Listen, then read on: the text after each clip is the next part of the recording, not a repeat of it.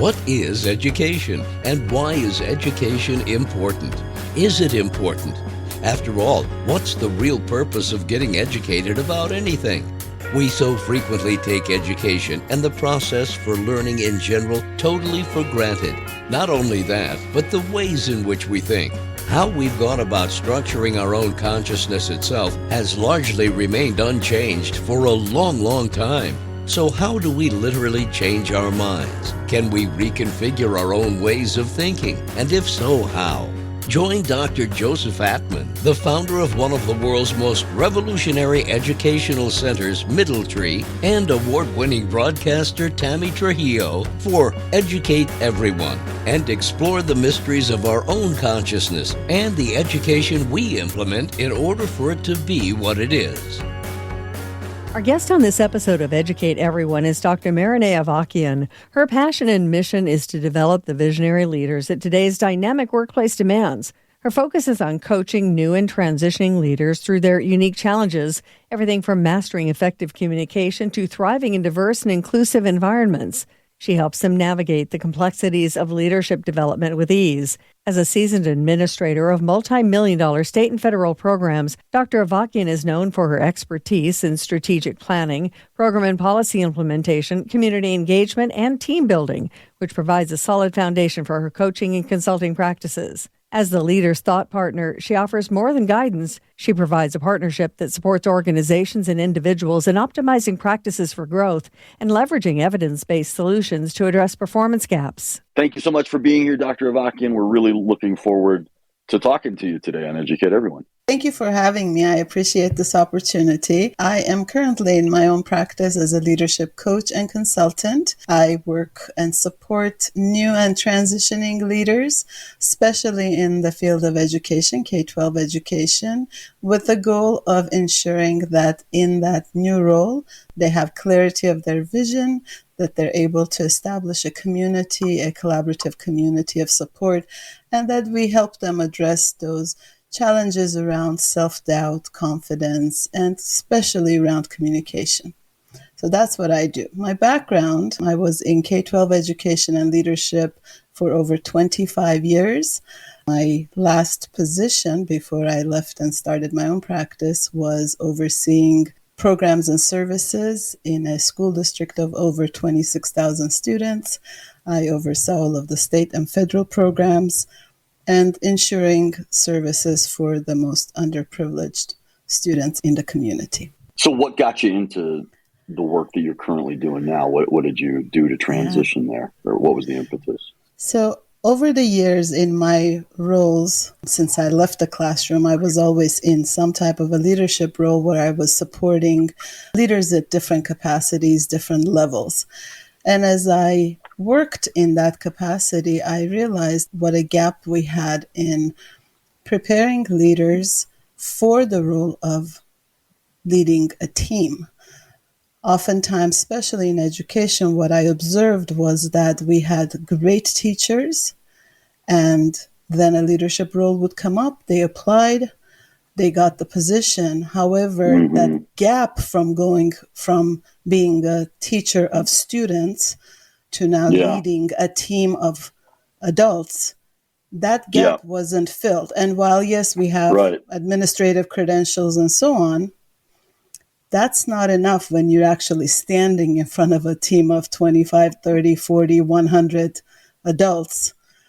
So that gap was really significant. So my passion came from there, that I could do this and support those leaders so that they are not overwhelmed by the job because it can be overwhelming, and that they can see their passion and their vision come through with the right support. Yeah, I've frequently observed something similar in the educational ranks. I think that a lot of times, at least in business, people who are in that world, or you're running a company or doing something very specifically with a very particular job or trade or whatever, like you're generally brought up within that field.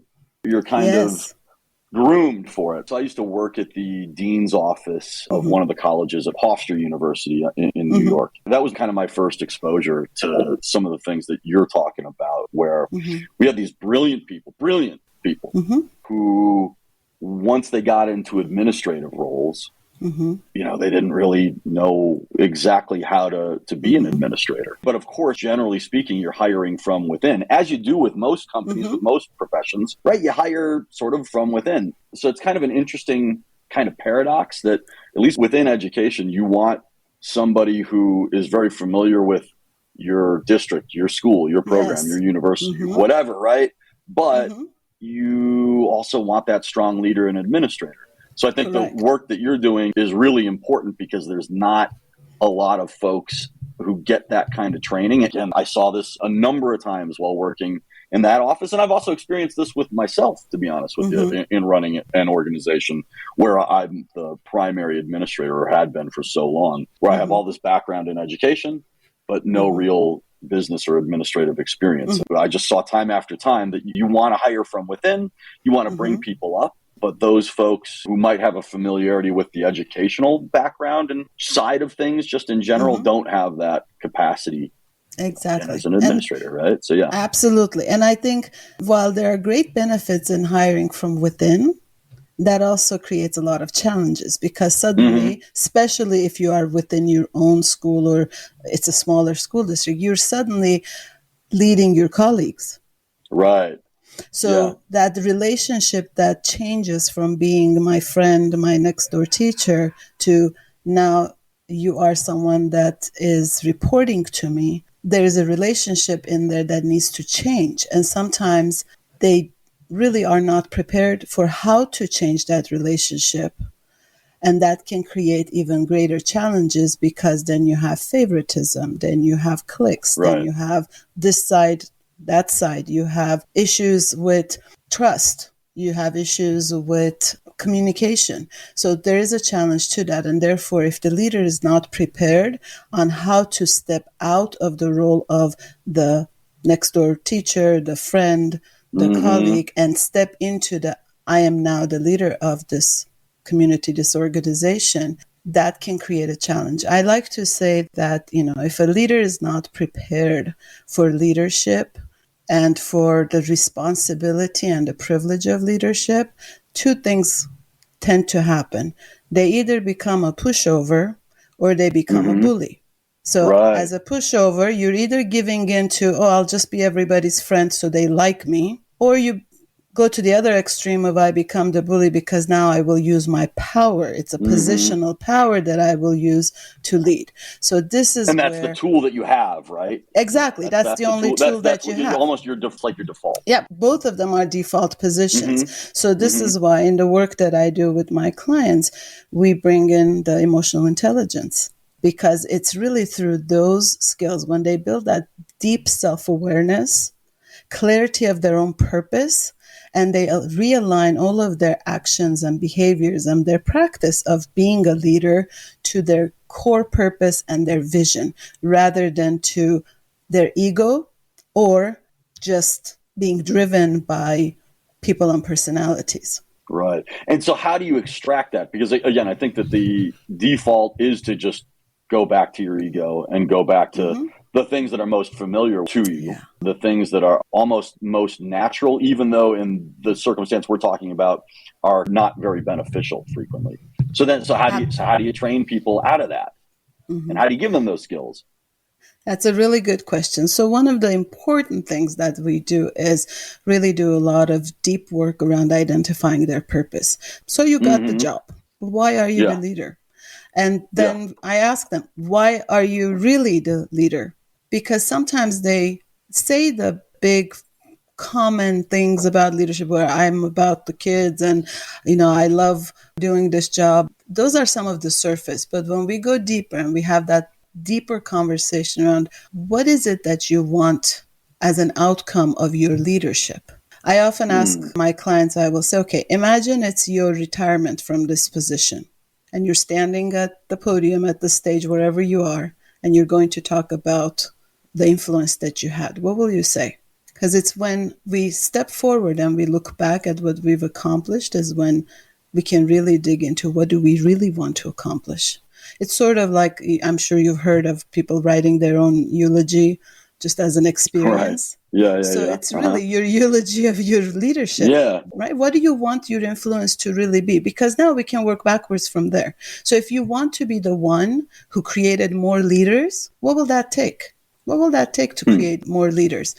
Would you be modeling that? How will you model that? So that deeper work at the beginning of us working together in really doing that self-assessment, I use the VIA assessment, strength assessment. I want them to really identify what are their true strengths so that we can maximize and leverage their strengths in their leadership.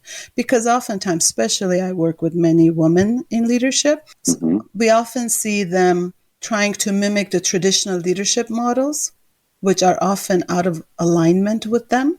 So when we talk about that strength, we talk about what are your existing strengths that you have and how those can be leveraged for leadership rather than you trying to be someone else. Yeah, it's so important to kind of remember because if you're going to step into something or someone that you're not, that's eventually going to shine through and will be 100%. at least, I would think, right, a part of your downfall or your ineffectiveness and your burnout. Absolutely. Yeah. That anytime you're doing something that is counter to who you truly naturally are, you're going to exhaust yourself at least more rapidly than you would otherwise. So how do you find and figure out what you're best suited for and who you are? Because you're kind of doing like a psychoanalysis of people in a professional way, right? And then getting them to think about what their purpose is and where they all fit in to what they're trying to do. And what I imagine, anyways, unique traits and characteristics they're going to bring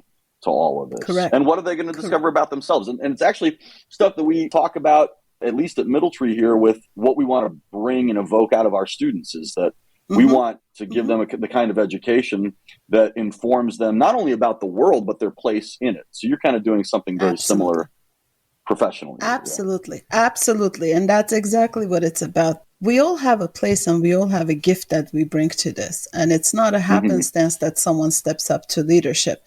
Now, when we're in that place with the appropriate support and coaching, we can demonstrate whether this is the right match for us. Because I like to say that part of our job as a leader is not just talk people into a job, but also talk people out of a job.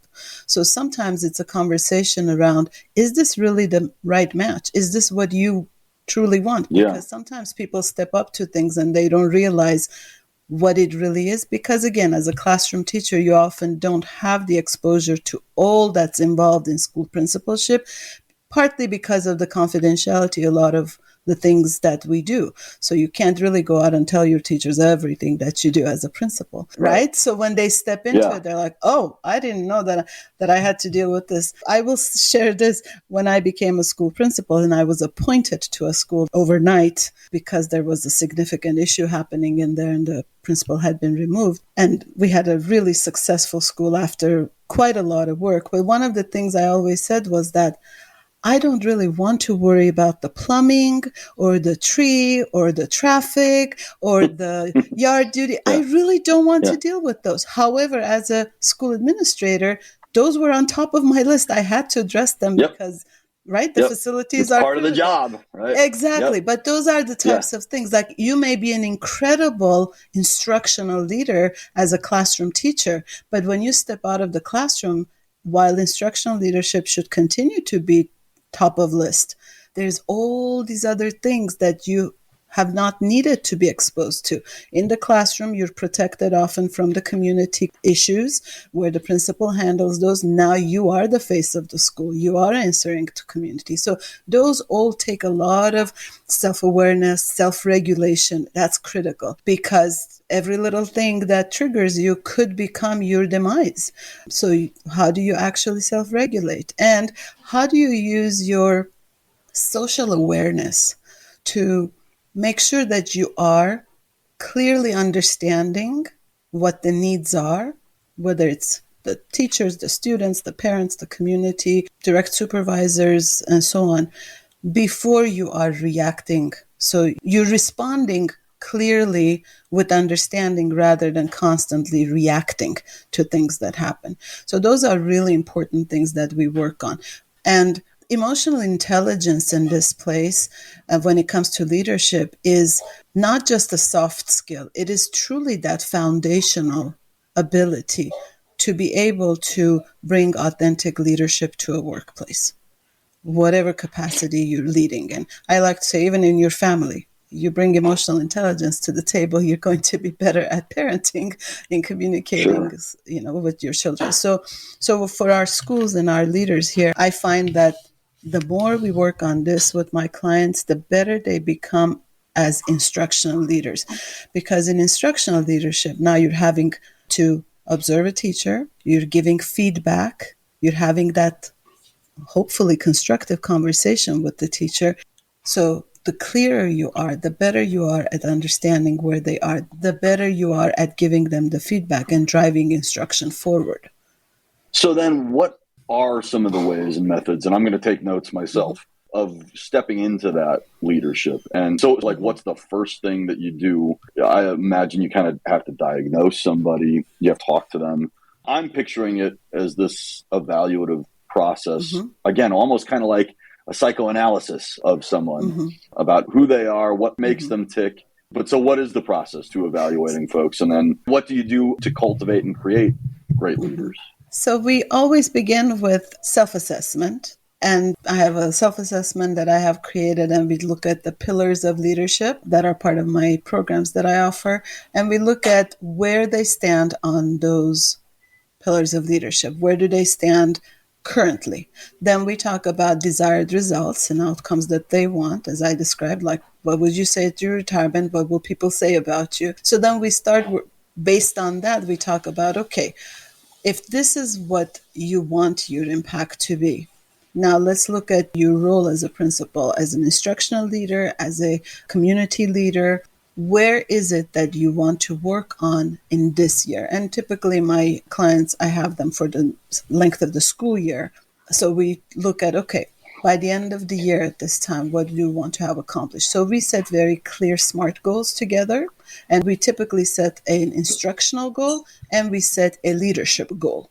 This way we're working on each of these in tandem while we are still continuing to focus on moving the school forward, student progress forward. Is it just one of each? No, not necessarily one, because with the instructional goal, we also do a review of their assessment, their data, student performance data, because they need to have very clear understanding of what is this data telling me. And that data includes both academic and the social emotional data to make sure that they have clarity. In that process around the instructional goal, I also have them review their school plans to identify the plans that they have inherited that they have to carry out for that year because they're already approved, and whether they know what these things actually mean.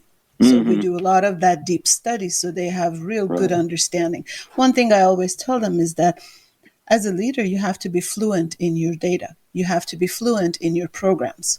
It should never be a surprise or a question if someone asks you, what is it that you do? How is it that you do?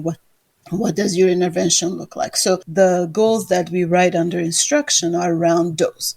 Under the leadership, this is where we now focus deeply on the areas of emotional intelligence and around communication, active listening, giving feedback, building a community, family engagement, community engagement, working with the staff and collaboration with staff.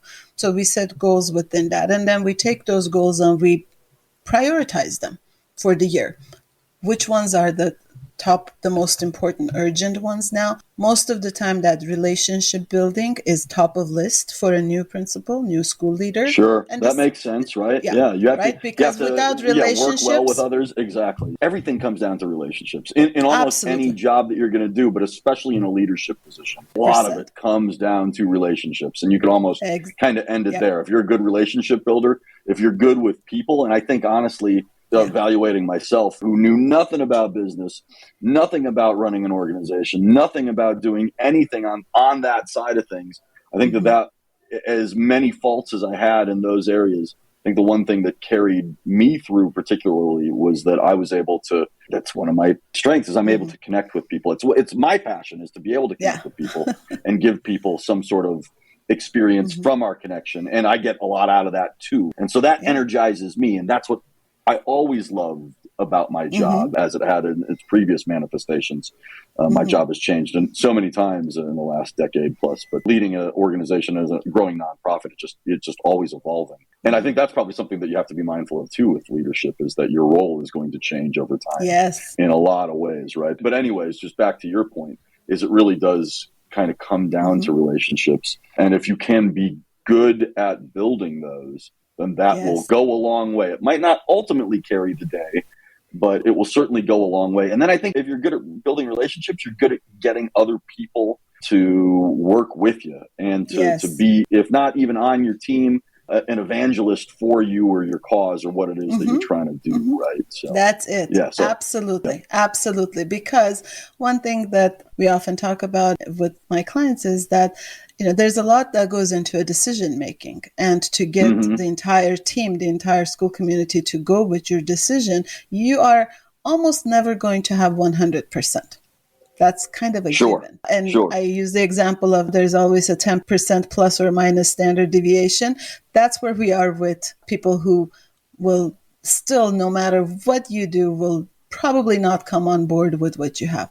The key here is with that effort and energy you've put into relationships, you will have majority, you will have enough mass, a critical mass that will help you move things forward, because just like you said, those will be the people who will push the idea forward without you having to do this consistently and constantly. So relationships are that foundation that will drive you forward. And relationships are also critical for those tough conversations that you do have to have, because as leaders, there are people you might have to let go. There are people that you have to write up and you have to put them on an improvement plan. It's so important that at the very beginning, we build the relationships of respect, reciprocal respect, trust, community, communication, active listening, so that when we get to that point, that conversation is sitting on top of that relationship, rather than bringing the feeling of suddenly you're pulling somebody in your office to tell them that they're not returning next year. And that is taken very personally, because up until then, there has been no conversation with that person, no relationship with that person. Principals often face this when they're having teachers change grade levels, especially at the elementary. Right? Because elementary teachers, and I was one also, we tend to kind of be married to our grade level. If we've done it for many years, it's like, I'm a fifth grade teacher. I don't move me from here, right? And then that's part of your identity, right? Exactly. And like what we were talking about before is like you kind of default to what your identity and your ego say about you. Yep, exactly. And also the amount of work that I've done to prepare for that, to go somewhere else and start over with everything. So that can create a little bit of a challenge. So right now, especially my clients are having these conversations as they're coming to wrap up the school year. So how do we prepare for that conversation? One, what type of relationship have you had with your staff, so that you have been establishing the purpose of, we are here to educate students and we're going to use our strength to its best capacity, right? So you have those conversations with your team from the very beginning. You constantly bring this into conversations. Who's got what strengths and where do we apply that best? And as you go out there as an instructional leader and see what your teacher's strengths are, when you come to this point and you have to sit someone down and say, look, I have seen you shine in teaching the phonics. I am seeing how great you are in getting students that literacy. So while I know you really love fourth grade, I know what an incredible difference you can make for those first graders. So I'm thinking this year would be a great opportunity for you to shine in this grade level. Obviously, this is a very simple example. Right? Yes, absolutely. But that's part of what it is, and that's part of leadership is communicating the message, communicating the vision, big or small, right? And getting people, like we said, to buy into it. And if you're able to do that effectively, if you're a good communicator, if you're a good relationship builder, you'll be able to do that all the more easily, frequently. Yes, right? And what I often see is the difference between having the person really feel like they have been chosen for this versus telling and empowered. versus telling the person or begging the person, I had a client at some point who I worked with towards the later part of the year, so I didn't start with the person. And that person's approach was that, well, I just said, just do me a favor for 1 year, do this. Right, because then you're setting it up as like, I am doing you a favor. And you even know that it's not my strength because you're calling it a favor. Yes. If you're known to be doing then you owe favors, what will you do as a favor for the one teacher who's really, or one educator, one team member who's not doing their best and now wants a favor? And then you created this system of like precedent. Debt, it's a precedent. Yeah. Yes. Yeah. I always say, as a leader, what you do and what you don't do, what you say and what you don't say sets a precedent. So be cautious. There's much more to talk about with Dr. Avagyan, and we'll continue the conversation in our next episode of Educate Everyone. And now, the Middle Tree Minute. This is Kristen Hernandez, Middle Tree's executive assistant. Want to boost your child's reading skills? Make it fun. Set a timer and challenge them to find 5 words they don't know while reading. Then help them figure out what they mean using clues in the sentence. This turns reading into a treasure hunt and vocabulary into a victory. Bonus points if you both act out the word afterwards. Trust me, it's so much fun. And that's the Middle Tree Minute. And now a quick look into Dr. Atman's book, A Philosophical War. Joe, as we work through the introduction to the book, seems like one of the most important points you make is that we as humans are actually able to kind of change our own consciousness, change how our minds work. Yeah. And a lot of people talk about, changing your mind, changing your being, changing how you perceive things. That's a part of it. But what I'm really discussing here, and sort of the kind of radical notion of this, is that human beings have a very particular way that we've set up and structured the actual way and business of consciousness, the way that we take in and export consciousness, the manner by and in which we are conscious. And so we've set up our minds as a being, as human being itself. We've set up our minds in a very particular way. And we had actually some choices as to how to go about doing that. And we settled on the way that we currently endure. And the argument is that while it's a really amazing tool, the way that we have set up our consciousness, the way that we have become conscious is an amazing state of being. However, I think that we frequently don't understand its structure, and we don't even understand why it exists in the nature that it does and what it's capable of doing. And so I call the book A Philosophical War because there's actually this kind of internal battle, but it's a very real struggle. And it's one that has been going on through a long amount of time, through a lot of different generations. We seem to have a lot of the same problems as a society, as human beings in general, as individuals.